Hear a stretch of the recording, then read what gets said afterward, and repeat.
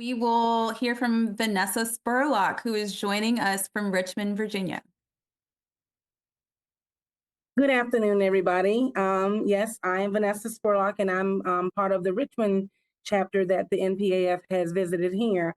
So September 2017, I was diagnosed with grade 1, stage 2B IDC, invasive ductal carcinoma.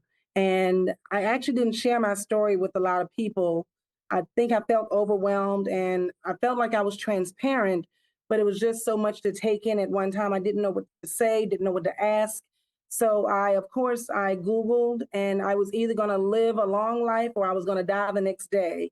But I actually met a group of ladies on one of the breast cancer sites, and I found that, speaking with them and then actually being able to have them as an outlet, it was, made my journey easier. So that same year, I worked for a school system, and at the beginning of each year, we get to pick one word. And the one word that I picked was choices. I had no idea at the time how many choices that I wasn't going to have, but that were going to be made for me. So and I know that being diagnosed is nothing compared to being in a relationship, but for as outspoken as I am, many times in the past, I chose not to speak up or I didn't advocate for myself. And of course, that has changed and my life has changed. And it didn't just change me in not saying anything, but it also changed me into having a voice. I feel like I'm now seen, I'm heard, and now I don't just speak for me, but I speak for other people as well. So I feel that I do it more for others because I've actually seen on some instances where they may not have had doctors or they may not have someone in a doctor's appointment that could speak for them, because I've heard of, disparaging stories in low, income areas and undeserved areas where they may not get the support or the help or the finances or even the transportation. So they feel like they can't say anything or do anything.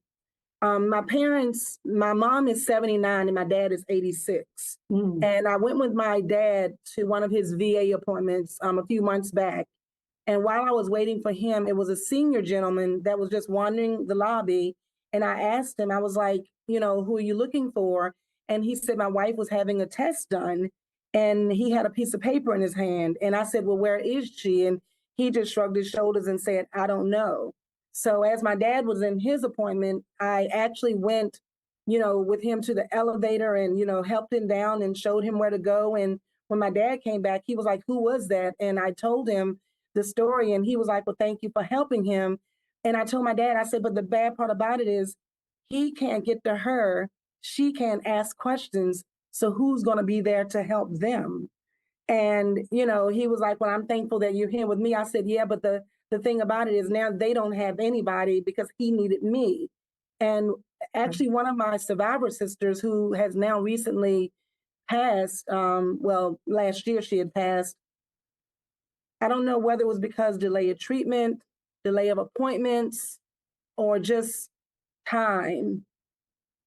But I felt, and she felt like it took long for her to be seen. So I don't know that if she had been seen earlier, would that have made a difference?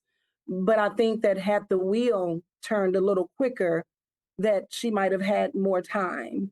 So I think a lot of times I feel like we don't know what to say, we don't know what to ask. And now that I am a survivor and now that I get to see the other side, I had an amazing team. I was blessed to have an amazing team and a great support system. But I've also seen the other side of people that don't know. And they're not people that are unlearned. It's just that they don't know. They don't know what to say. They don't know what to ask. And then they may have physicians that, really aren't open enough with them to actually share with them what they need to know. It's like they can give them the 1, 2, 3, A, B, C, but sometimes it's those fine things in between that they actually need. So when I was asked to speak, I actually said, this is why I support and this is why I advocate. Simply because I know that I know what it feels like. I know what I've seen for people that may not get that.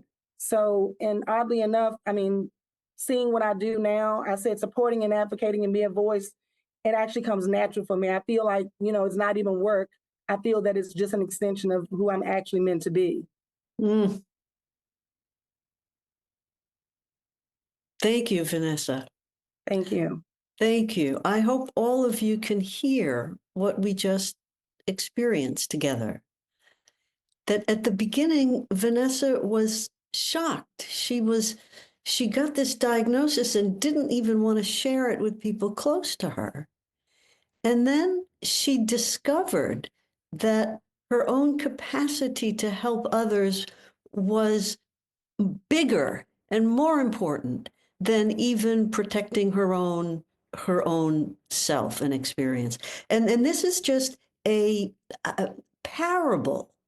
This is a parable we just heard. You found yourself through suffering toward helping the other. And for you to call your colleague your survivor sister tells the whole story. Thank you, Vanessa. Thank you. Absolutely. Yeah, I wrote down the word choices because that really stuck out to me and moved me.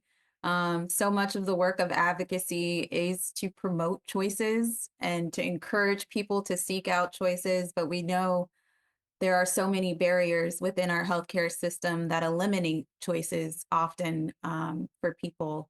And so thank you for the work that you do. Thank you for being such a voice and so enthusiastic about this work, because it's impactful, it's meaningful, it's valued, it's seen, and we greatly appreciate your work. Thank you.